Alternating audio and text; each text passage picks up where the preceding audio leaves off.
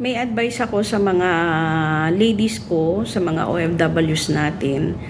Kahit mga ex-abroad kayo o matagal na kayo sa amo nyo, na bumalik lang kayo sa amo nyo, may advice ako sa inyo kasi anong nangyayari to sa isang ladies ko. Itong ladies ko na kararating niya lang.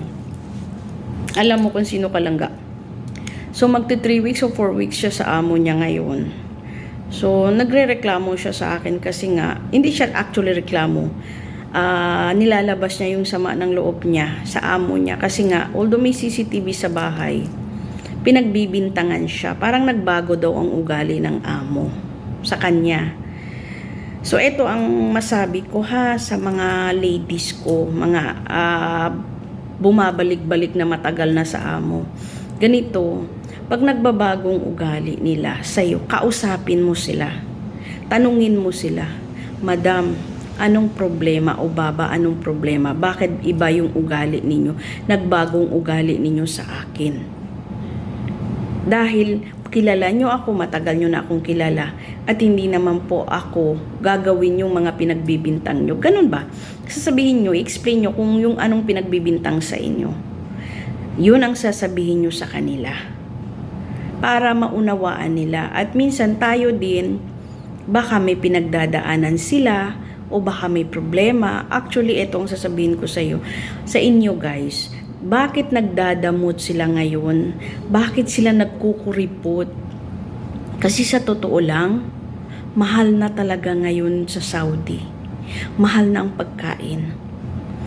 Sobrang mahal.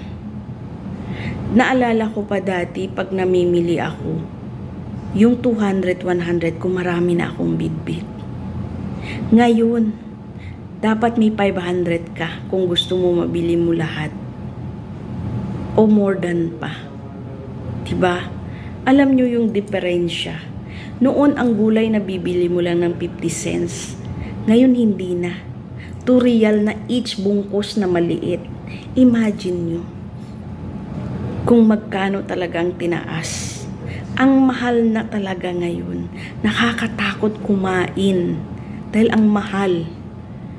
Kaya nga sinasabi ko sa inyo, pag mamalengke, dapat may 500 ka naka-budget.